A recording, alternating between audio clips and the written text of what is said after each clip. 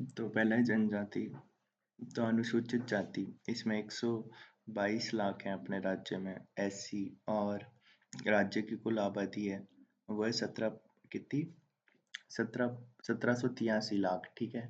और सर्वाधिक है ये जयपुर में। और सॉरी यार, ये गलत है। ये क्या है ना, देखो 122 लाख तो ये अनुसूचित जाति है। राज्य की कुल आबादी का 17.83 है। सर्वाधिक है जयपुर में और न्यूनतम है डूंगरपुर में। फिर अगला है अनुसूचित जनजाति यानी एसटी, ये है 92.39 लाख। राज्य की कुल आबादी का 13.48 है। सर्वाधिक है उदयपुर में, न्यूनतम है ये बीकानेर में, ठीक है। फिर भील, अब भील जनजाति देख लेते हैं। तो सबसे प्राचीन जनजाति है, ठीक है। दूसरी सबसे बड़ी है। उत्पत्ति भील शब्द से हुई है जिसका अर्थ होता है तीर कमान, ठीक है। कर्नल जेम्स टोन ने वनपुत्र कहा है, भारत महाभारत में इनको निषाद कहा है। फिर क्षेत्र है इनका बांसवाड़ा, डूंगरपुर, उदयगढ़, सॉरी उदयपुर, प्रतापगढ़ और सिरोही। तो बांसवाड़ा, डूंगरपुर, उदयपुर, प्रतापगढ़, सिरोही नीचे वाला क्षेत्र है। इनकी कुल आबादी कितनी 41 लाख। अब इनका समाज देख लेते हैं। इनका घर होता है वो होता है टापरा या कू। इनका मुखिया होता है पालवी या तदवी। इनका बरामदा होता है घर का, उसको कहते हैं डालिया। और सभी गांवों की पंचायत का मुखिया गमेती। तो जैसे 2-3 गांवों को मिला के एक पंचायत है, उसका मुखिया होता है गमेती, ठीक है। फिर अगला हाथी वेंदो प्रथा होती है, जिसमें क्या होता है पीपल साल को पवित्र मानकर विवाह कर लिया जाता है यहाँ पे। तो हाथी वेंदो, तो पीपल या मतलब साल के वृक्ष के परिक्रमा, मतलब वो चक्कर ले ले, फेरे ले लेना, ठीक है। फिर टोटम, टोटम क्या है, भीलों के कुल देवता है टोटम। फलक क्या है, भील घरों का मोहल्ला फला होता है। फिर पाल क्या होता है, तो ये तो एक मोहल्ला हो गया कुछ घरों का। पर पाल है कई गांवों का समूह, कुछ गांवों का समूह, ठीक है। फिर आगे चलें तो फायरे, फायरे क्या है, इनका रणघोष है जो शत्रु से निपटने के लिए यूज करते हैं, फायरे फायरे। फिर आगे चलें अपन, तो कृषि में चिमाता होता है। तो पहाड़ी भागों पर जो कृषि करते हैं झूमिंग, वो चिमाता है। दाजिया है मैदानी भागों पर, ठीक है। फिर नृत्य है, तो हाथी मना विवाह के अवसर पर किया जाता है। फिर इनके घुटनों के बल बैठ के। फिर गौरी, गैर, युद्ध, द्विचक्री, ये है। फिर मेले, इनमें वेणेश्वर मेला लगता है माई सोम चाकम में। और गोटी अम्बा मेला लगता है जो कि बांसवाड़ा में लगता है। फिर इनका धर्म देखें तो ये उनदड़िया संप्रदाय को मानते हैं। किसको, उनदड़िया। फिर भगत पंथ को भी मानते हैं, गोविंद गुरु के भगत पंथ को। फिर भगत जो भील समाज में धार्मिक संस्कार करवाते हैं, ये भगत लोग होते हैं ना ये। और ऋषभ देव जी को भी मानते हैं, जिन्हें काला बाव जी कहते हैं। और केसर का पानी पीकर झूठ नहीं बोलते, ठीक है। फिर वेशभूषा हम देख लें इनकी, तो फेंटा, फेंटा होता है जो पुरुष बांधते हैं, वो लाल या केसरिया साफा होता है। फिर पोत्या, पोत्या सफेद साफा होता है। सफेद साफा पोत्या, और फेंटा, फेंटा होता है लाल या केसरिया। फिर लंगोटी, लंगोटी या खोइतू होती है, तो कमर में पहने जाना मतलब वस्त्र होता है, वस्त्र जो पुरुष पहनता है, तो लंगोटी या खोइतू। फिर एक डेपाड़ा होता है, तो कमर से घुटनों तक पहने जाने वाली तंग धोती, तो तंग धोती को डेपाड़ा। तो पुरुष के कौन कौन से होते हैं, फेटा, पोत्या, लंगोटी और डेपाड़ा। फिर स्त्री इनकी कछाबू पहनती हैं, तो घुटनों तक का घाघरा होता है वो कछाबू। फिर सिंदूरी क्या होता है, सिंदूरी लाल रंग की साड़ी होती है। पीरिया होती है पीले रंग का लहंगा। फिर ओढ़नी, तो ताराबाद की ओढ़नी पहनती हैं, ज्वारबाद की ओढ़नी पहनती, कैरीबाद की ओढ़नी पहनती हैं इनकी औरतें या स्त्रियां। फिर मीणा जनजाति आती है, तो सबसे बड़ी जनजाति है, 43 लाख है। मीन से इनका उत्पत्ति हुई है। मीन पुराण में मुनि मनन सागर ने इन्हें मीन वंश का बताया है। फिर आमेर में कछवाओं का शासन से पूर्व इनका शासन था। बूंदी में मीणाओं का शासन था, ठीक है। फिर है सामाजिक जीवन, तो ये जमींदार मीणा होते हैं, चौकीदार मीणा होते हैं। जमींदार पशुपालन कृषि कार्य करते हैं, चौकीदार राज महलों की चौकीदारी करते थे। सर्वाधिक शिक्षित जनजाति है। बाल विवाह का प्रचलन है।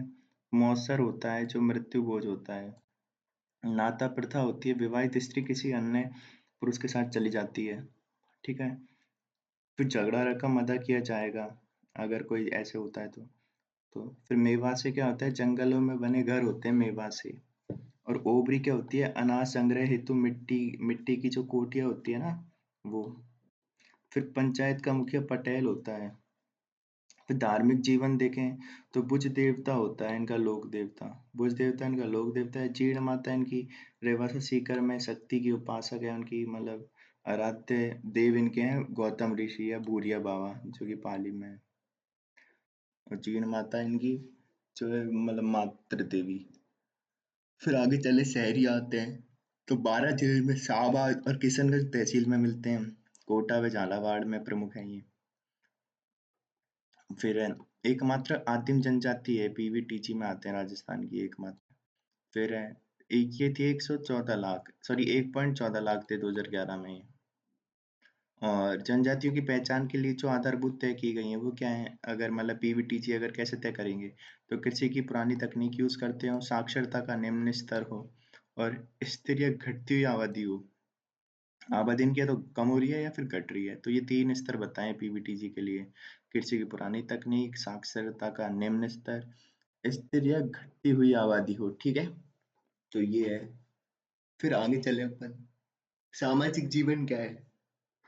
तो इनका शहराना होता है। इनके लोगों की बस्ती होती है ना, उसको शहराना कहते हैं। फिर शहरोल होता है, जो गांव होता है उसको शहरोल कहते हैं। तो शहराना तो बस्ती, शहरोल गांव। फिर हताई या बंगला, तो ये क्या है? ये बस्ती के मध्य है, गोल चौकोर झोपड़ी होती है, तो उसको क्या कहते हैं? हताई या बंगला। फिर टापरी क्या होती है? तो घास फूस से बने घर होते हैं। ठीक है। फिर कुशीला, कुशीला क्या होती है? कुशीला एक छोटी कोठी होती है। फिर भडेरी क्या होती है? आटा रखने की कोठी होती है इनकी भडेरी। फिर गोपना या कोरुआ, ये पेड़ों पर बनी मचान नुमा झोपड़ी। तो पेड़ों पर बनी मचान नुमा झोपड़ी ये होती है गोपना या कोरुआ। फिर पंचायत, तो पंचायत देखें तो ये होती है पंचताई, एकादशिया या चौरासिया। तो इनकी पंचायत होती है या तो पंचताई होती है या एक दासिया होती है, चौरासिया चौरसिया होती है। फिर धर्म देखें तो कौड़िया देवी को मानते हैं। ये कौड़िया कुल देवी है इनकी, कौड़िया देवी। तेजा जी और भैरव जी की भी पूजा करते हैं। फिर वाल्मीकि मेला लगता है सीतावाड़ी में। कपिल धारा मेला लगता है जो शहरियों का कुंभ है। तो इनका कुंभ कौन सा है? कपिल धारा मेला। दारी संस्कार होता है एक। दारी संस्कार है मृत्यु के तीसरे दिन मृतक अस्थियां रख कर एकत्र कर चिन्ह रख लेते हैं। तो मृत्यु के तीसरे दिन मृतक की अस्थियां एवं इनको रख के चिन्ह, ठीक है, चिन्हित करते हैं। दारी संस्कार है। फिर आगे चलें तो ग्रासिया समुदाय आता है। तीसरी सबसे बड़ी जनजाति है, 3 लाख है लगभग ये कहाँ पे मिलते हैं? सिरोही जिले की आबू रोड पिंडवाड़ा तहसील में और पाली जिले की बाली में और उदयपुर जिले की कहाँ पे? गोगुंदा कोटड़ा तहसील में। ठीक है, तो कहाँ कहाँ पे? सिरोही जिले की तो आबू रोड पिंडवाड़ा में, पाली में, बाली में और उदयपुर में गोगुंदा और कोटड़ा में। फिर है इनकी ग्वास शब्द से उत्पत्ति हुई है जिसका अर्थ होता है नौकर या सर्वेंट। तो ये है ग्वास से ग्रासिया। अब इनके घर देखें तो घेर होते हैं ग्रासियों के घर। फिर सहलोत या पालवी होते हैं पंचायत के मुखिया। नक की झील में अस्थि विसर्जन करते हैं। मेले हैं इनके चेतिर विचित्र मेला कोटड़ा में, चेतर विचित्र मेला, गणगौर मेला सियावा गांव, कोटेश्वर मेला अंबाजी गुजरात में। तो इनके 3 मेले हैं, चैत्र विचित्र मेला कोटड़ा उदयपुर में, गणगौर मेला सियावा गांव में, कोटेश्वर मेला अंबाजी गुजरात में। फिर कुछ अन्य मेले हैं जैसे मनकारा मेला, भाकर बावजी का मेला, मनकारा मेला, भाकर बावजी का मेला।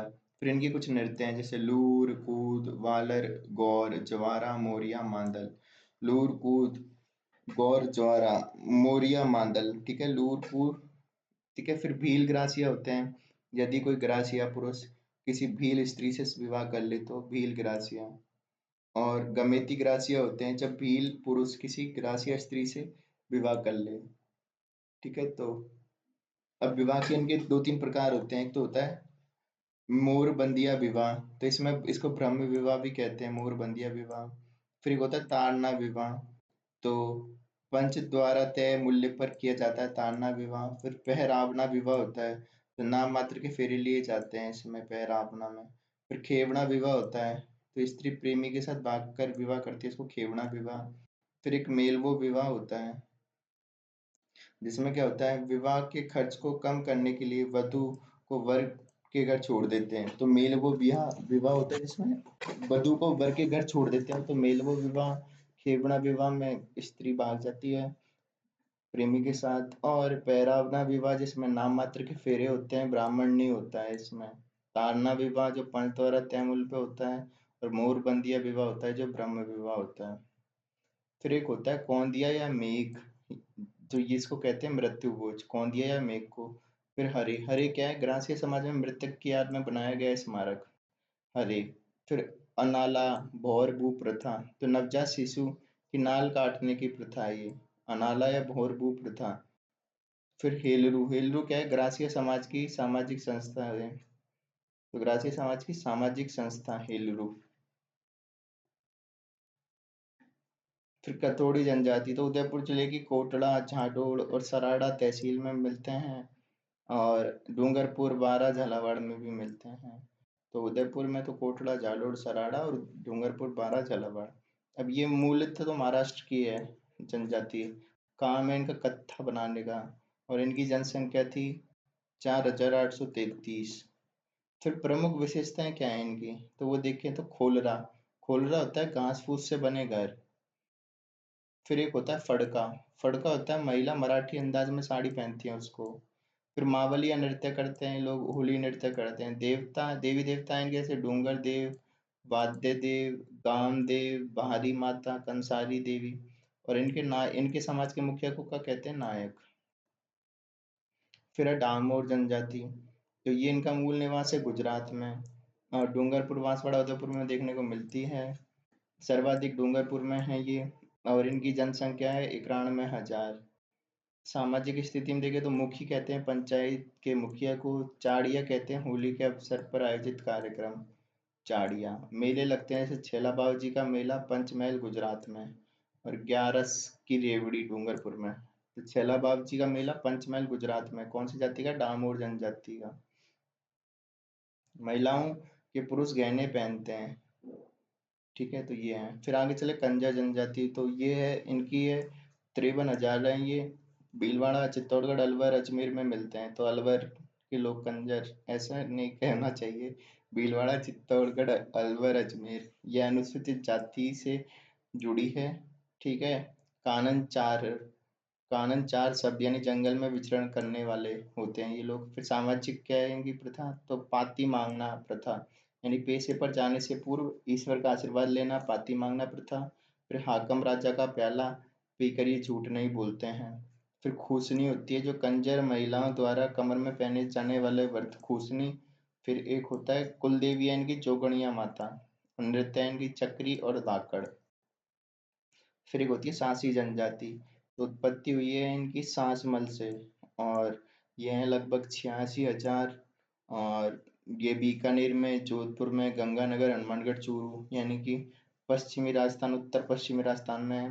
और कुकड़ी की रस्म होती है जिसमें विवाह उपरांत चारित्रिक पवित्रता की वो दी जाती है इनको प्रमाण, तो वो है कुकड़ी रस्म। और दो वर्ग होते हैं इनमें, बीचा और माला। तो दो वर्ग होते हैं सांसी जनजाति के, बीचा और माला, कुकड़ी रस्म।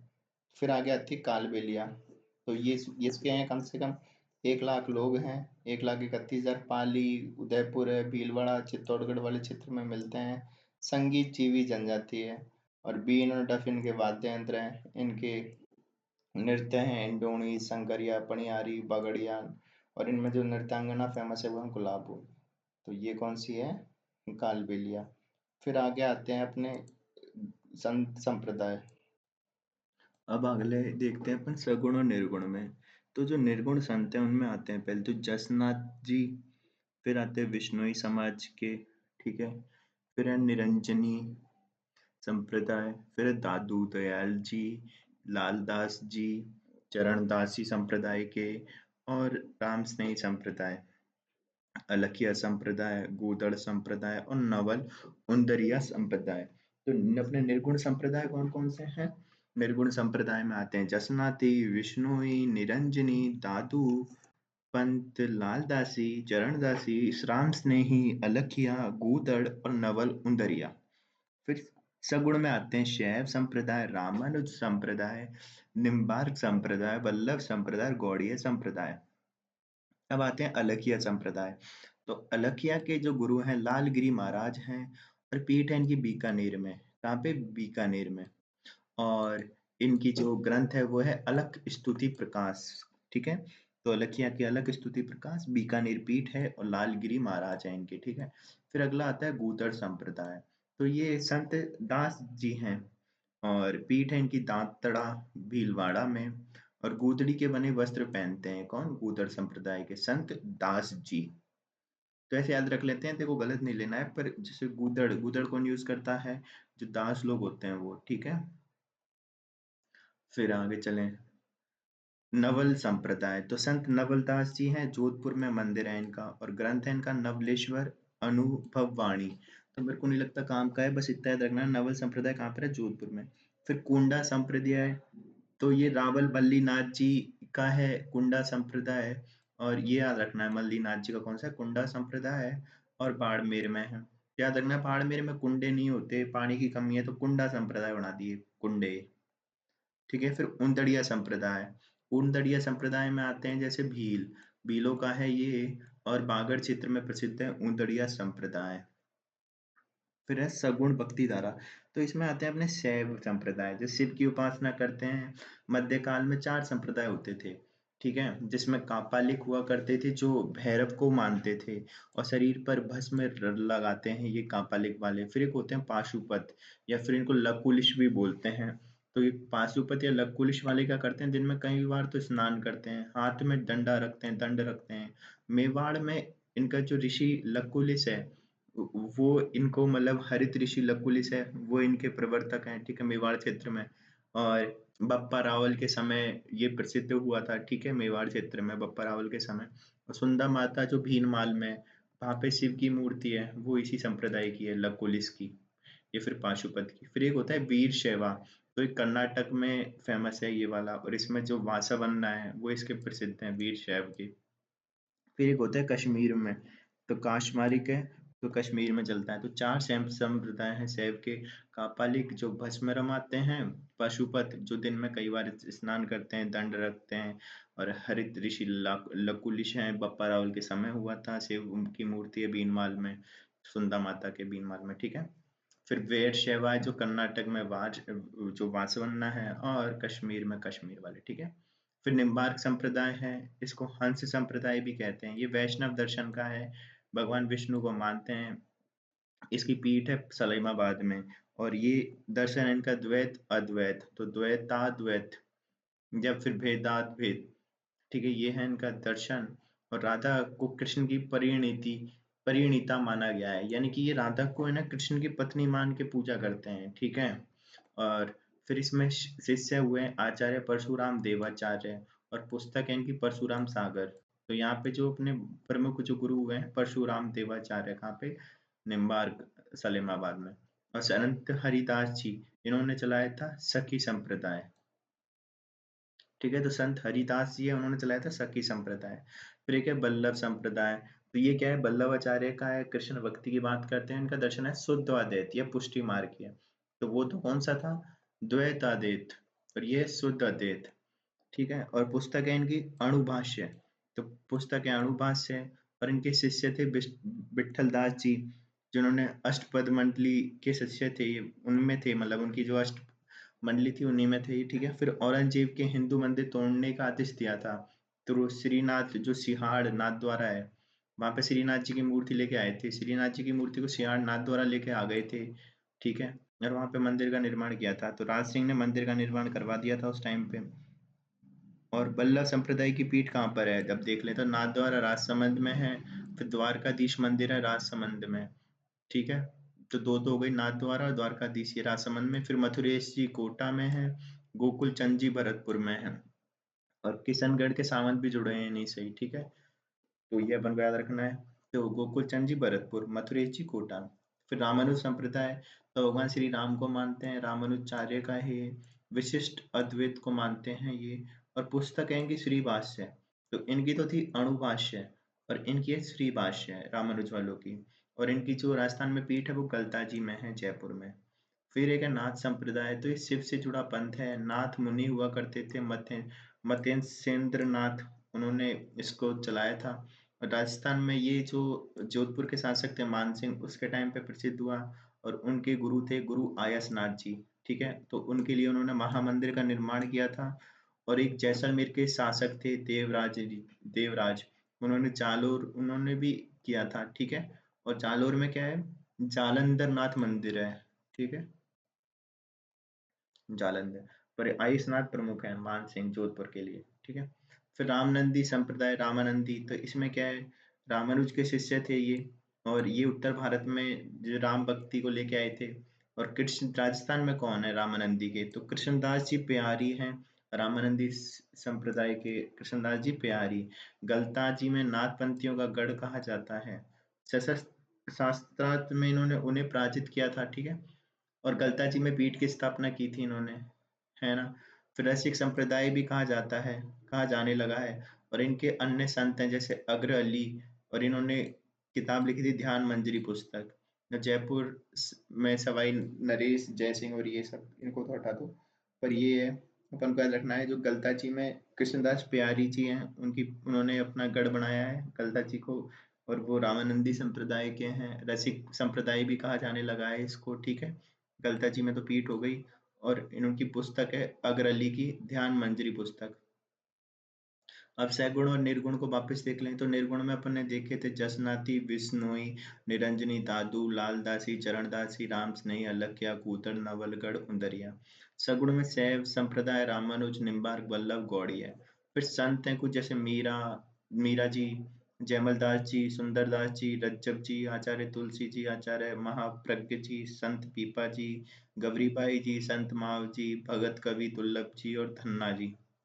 तो संत मीरा, तो ये कुकड़ी ग्राम में हुआ था, रतन सिंह राठौड़ के यहाँ पे विवाह हुआ था। महाराणा भोजराज से, मेवाड़ के थे। पति की मृत्यु पश्चात ये सत्संग करने लगी थी। देवर थे इनके विक्रमादित्य को इन्होंने नापसंद कर दिया था। वृंदावन में कृष्ण भक्ति करती थी और ये भक्ति सत्संग और इनमें समर्पित थी।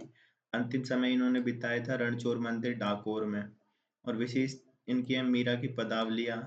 ठीक है, ये सब। फिर है गए संत माव जी, तो सबला ग्राम डूंगरपुर में इनका जन्म हुआ था। बेणेश्वर पर ज्ञान प्राप्त हुआ था। निष्कलंक ई संप्रदाय है ना, उसकी इन्होंने की थी की स्थापना। फिर कृष्ण भक्ति की बात करते थे। इनकी रचनाओं को चोपड़ा या भविष्यवाणियां कहते हैं। इसमें को इन्होंने कृष्ण का 10वां अवतार घोषित किया था। और अछूतों के उद्धार हेतु इन्होंने लसोड़िया आंदोलन किया था। लसोड़िया आंदोलन, तो ये इंपॉर्टेंट है। लसोड़िया आंदोलन किससे रिलेटेड है, मावजी से रिलेटेड है, अछूतों के उद्धार के लिए। आचार्य थे इनके आचार्य भिक्षु। फिर कंटालिया ग्राम मारवाड़, आचार्य भिक्षु होते हैं। ठीक है, एक अगला है ये आचार्य भिक्षु। तो ये कंटालिया ग्राम मारवाड़ से जुड़े हैं। श्वेतांबर जैन साधु थे ये। और इन्होंने 13 पंथ संप्रदाय की शुरुआत की थी, इन्होंने आचार्य भिक्षु ने। फिर आचार्य तुलसी, तो आचार्य तुलसी 13 पंथ संप्रदाय से जुड़े थे। और इनका जन्म हुआ था लाडनू नागौर में। और अणुव्रत आंदोलन की शुरुआत की थी 1949 में। सरदार शहर चूरू में चले गए। सामाजिक पर्यावरणीय नियमों की शपथ लेते हैं ये लोग। परीक्षा, ध्यान और मर्यादा महोत्सव मनाते हैं। फिर आचार्य महाप्रज्ञ को इन्होंने 13 पंथी संप्रदाय का 10वां आचार्य बनाया था। ठीक है, तो ये कौन है, आचार्य तुलसी। ये थे आचार्य भिक्षु, कंटालीग्राम मारवाड़। फिर आगे चलें, आचार्य महाप्रज्ञ, और इनको तो हटाते हैं। फिर संत सुंदरदास जी, तो दादू के शिष्य हैं ये। सुंदरदास जी दौसा में जन्म हुआ था इनका। निर्गुण भक्ति की बात करते हैं। ग्रंथ है इनके ज्ञान समुद्र, ज्ञान सवैया, सुंदर सार, सुंदर ग्रंथावली, मनहर छंद। तो इनके सुंदरदास जी के कौन कौन से ग्रंथ है, ज्ञान समुद्र, ज्ञान सवैया, सुंदर सार, सुंदर ग्रंथावली, मनहर छंद। और गोस्वामी तुलसीदास के साथ काशी में भी रहे हैं ये सुंदरदास जी। इनके 5 शिष्यों को बड़े थांबा कहा जाता है। तो बड़े थांबा कहा जाता है। दादू पंथ में नागा पंथ की नींव रखी थी इन्होंने। तो दादू पंथ के दादू जी के जो शिष्य थे, उन्होंने अलग अलग पंथ की नींव रखी थी। तो जो सुंदरदास जी थे, इन्होंने रखी थी नागा पंथ की नींव। ठीक है, और इनके शिष्य को बड़े थांबा कहा जाता है। फिर इनके संत पीपा, तो ये कागरोन खींची चौहान थे। बचपन का नाम था प्रताप सिंह। दीक्षा ली थी उन्होंने रामानंद से।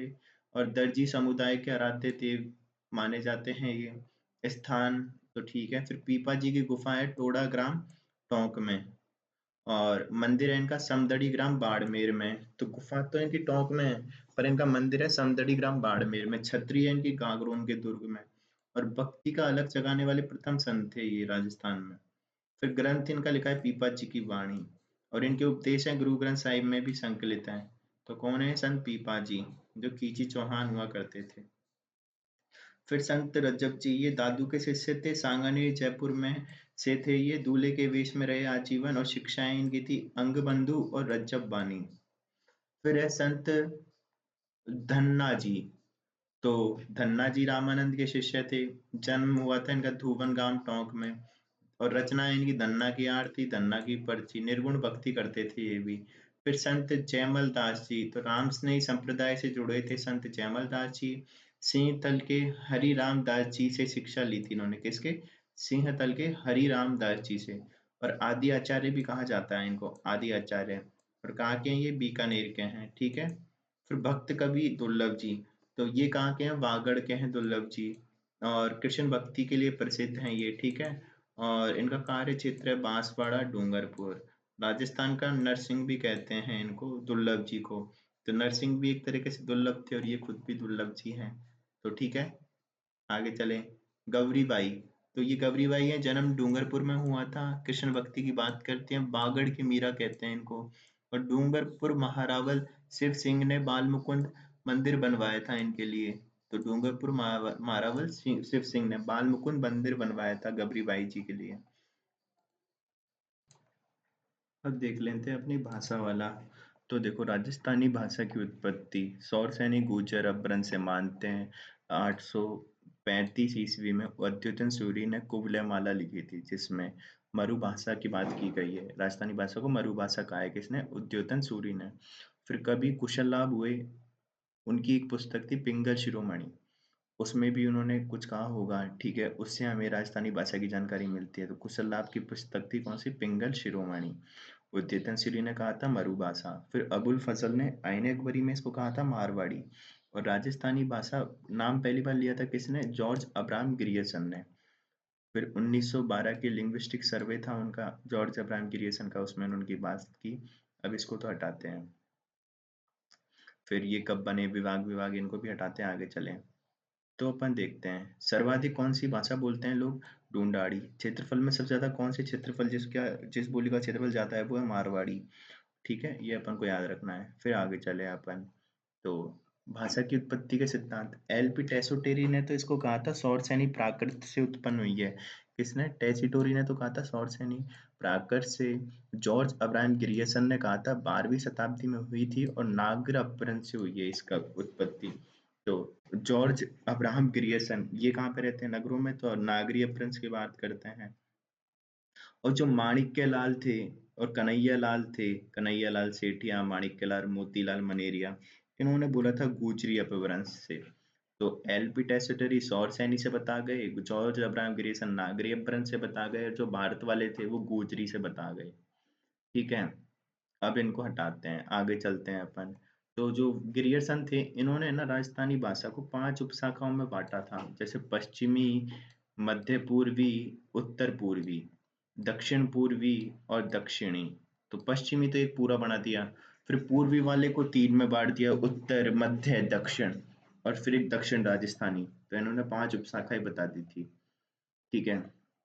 अब जो इनके अकॉर्डिंग जो पूर्वी जो ये थी, इनमें इन्होंने बताई थी, जैसे पश्चिमी राजस्थान में बताई थी इन्होंने थाली, किशनगढ़ी, खैराड़ी, गौड़वाड़ी, देवड़ावाटी, ये सब इन्होंने पश्चिम में बता दी। पूर्व वाले में बताई थी इन्होंने चोरावटी, राजावटी, हाड़ौती।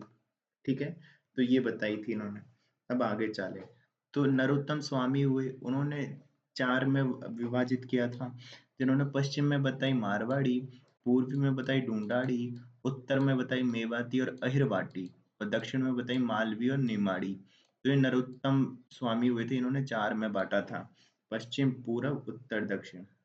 पूरब, पश्चिम, उत्तर, दक्षिण, ठीक है। अब देख लेते हैं अपन नॉर्मल। तो मारवाड़ी, मारवाड़ी में हम देखते हैं क्या है। तो ये कौन सी मरु भाषा कहते हैं इसको? ये 8वीं शताब्दी में शुरू हो गई थी। और ये मुख्य चलती है जोधपुर, बीकानेर, जैसलमेर, पाली, नागौर, जालोर, सिरोही में। और इसकी जो प्रमुख रचनाएं हैं वो है राजियरा सोठा, राजियरा सोठा, वैली कृष्ण रुक्मणीरी, डोला मारवण और मूमल। तो ये कुछ रचनाएं जो मारवाड़ी में लिखी गई हैं, राजियरा सोठा, वैली कृष्ण रुक्मणीरी, डोला मारवण और मूमल। अब इसकी उपबोलियां हैं कुछ, जैसे मेवाड़ी, बागड़ी, शेखावाटी, बीकानेरी, डटकी, थली, खैराड़ी, नागौरी, देवड़ावाटी, गौड़वाड़ी। तो ये सब मारवाड़ी की उपबोलियां हैं, याद रखना है अपन को। ठीक है, तो ये मेवाड़ भी इसका ही अंडर में आ रहा है बोली में। तो अब मेवाड़ी तो उदयपुर के आसपास के क्षेत्र में बोली जाती है। महाराणा कुंभा के नाटक इसी भाषा में लिखे गए मेवाड़ी में। फिर एक आती है वागड़ी, तो ये डूंगरपुर बांसवाड़ा में बोली जाती है और गुजराती प्रभाव भी देखने को मिलता है, और ये इसको भीली बोली भी कहते हैं बागड़ी को। तो ये भी किसकी है, ये भी इसकी मारवाड़ी की ही उपबोली है। फिर है गोडवाड़ी, तो गोडवाड़ी जालोर के आहोर तहसील के पूर्व से बाली पाली तक बोली जाती है। तो जो बाली तहसील है पाली में, वहां तक बोली जाती है, जाहोर के आहोर तहसील के पूर्व में। तो आहोर तहसील के तो पूर्व में, और बाली तक जो पाली में है। और इसको बलबी, कहानी, महाहड़ी ये भी कहते हैं। ठीक है, तो गोडवाड़ी। फिर देवड़ावाटी, देवड़ावती कह सकते हैं, तो ये सिरोही आबू क्षेत्र में बोली जाती है, देवड़ावती। फिर शेखावटी, तो ये मारवाड़ी की उपबोली है, तो अपन को पता है, सीकर, झुंझुनू उधर बोली जाती है। फिर मारवाड़ी एवं का प्रभाव, इसको हटा दो, क्या है ये। फिर खैराड़ी, खैराड़ी है शाहपुरा भीलवाड़ा में बोली जाती है, और बूंदी में बोली जाती है थोड़ी थोड़ी। तो ये मेवाड़ी, ढूंढाड़ी और हाड़ौती तीनों का मिक्स रूप है ये एक तरीके से खैराड़ी। पर ये कहाँ पे बोली जाती है, शाहपुरा भीलवाड़ा और बूंदी में। फिर एक आती है धावड़ी, धावड़ी बोली जाती है उदयपुर में। तो इनका याद रखना है, धावड़ी उदयपुर में बोली जाती है। और एक होती है जागरोती, तो ये करौली में बोली जाती है। तो ये कहाँ से आ गई, करौली वाली, पर याद रख लो। चलो, जागरोती करौली में, धावड़ी उदयपुर में। तो अपन वापिस चलते हैं अपने उसी पे।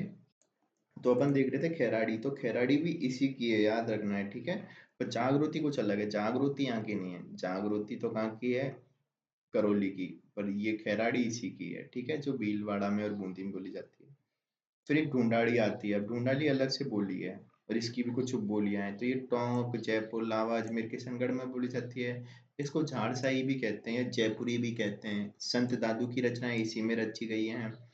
और 8 देशों से गुजरी है ये, 8 देश गुजरी भी कहते हैं इसको। ठीक है, फिर वो बोलियां हैं इसकी, जैसे तोरावटी, राजावती, चौरासी, नागरचोल, किशनगढ़ी, अजमेरी, कैटड़ी, हाड़ौती। तो ये इसकी है।